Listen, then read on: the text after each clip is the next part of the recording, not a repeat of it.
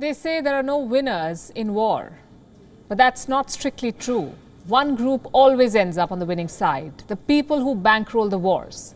They sit far away from the battlefield and flash their checkbooks, while people on the ground suffer. What about the conflict in Gaza? Who is bankrolling it? And where does Hamas get its money and weapons from?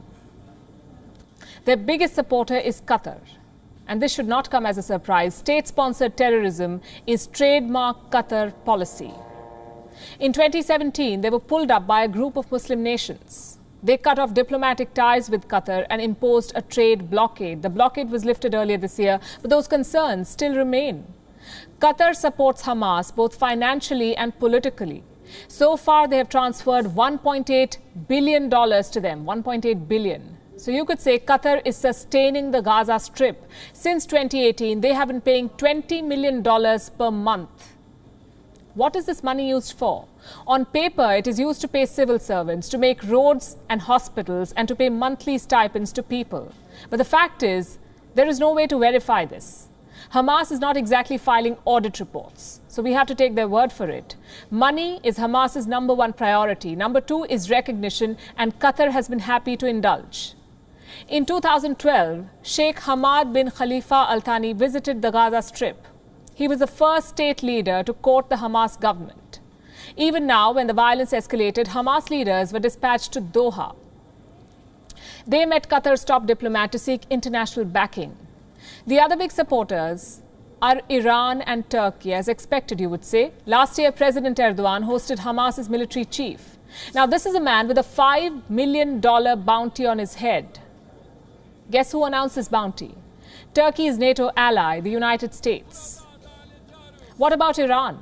In 2018, they were paying $70 million per year. $70 million per year, that's around $6 million per month. This is in addition to the weapons sales, which we'll talk about in a bit. But the biggest source of Hamas's funding is humanitarian aid. This aid is intended for the people of Gaza, but it rarely reaches them. Hamas spends 55% of its budget on military, 55%.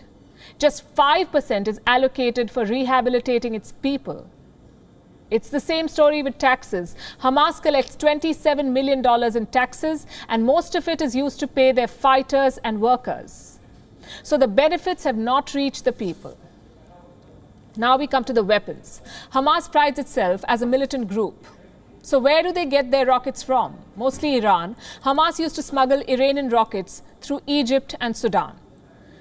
But both these countries have a new regime, so Hamas had to look elsewhere. Today, they make their own rockets and they source the materials and technology from Hezbollah in Lebanon, again funded by Iran.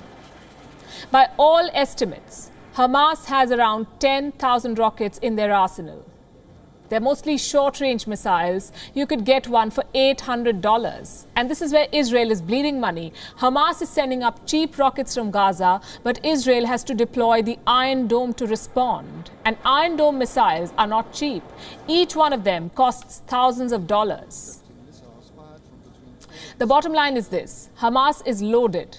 They siphon millions of dollars from aid. They get monthly payments from Iran and Qatar, and not to mention $27 million in taxes. That's what they raise. Now compare this to the ground situation in Gaza. What are the living standards of the people in Gaza? Let me pull up some numbers for you. Gaza's population is just over 2 million. The poverty rate is 56%, which means 1 million people, more than 1 million people, are living in poverty. Half the population of Gaza. What about unemployment? 50%. Half the people of Gaza do not have jobs. They don't have enough schools or hospitals either. There are just 11 big hospitals in Gaza. So 11 hospitals for 2 million people. Same with schools. They're overstretched. Almost 85% of all schools in Gaza run double shifts. And more than half, more often than not, in fact, they work without electricity. But their worries do not end there. The people of Gaza live in constant fear. An Israeli rocket or a Hamas misfire is just seconds away. Gaza is the perfect example of a poor land with rich rulers. Hamas is the third richest terror group in the world. They earn $700 million every year, $700 million. Saving the people of Gaza is not beyond Hamas. But that would mean shelving their military ambitions. A victory against Israel is not in Hamas's hands, but giving their people, the people of Gaza, a better life. That's something that Hamas can do. But in the pursuit of statehood, Hamas is forgetting who that state is for. WION is now available in your country. Download the app now and get all the news on the move.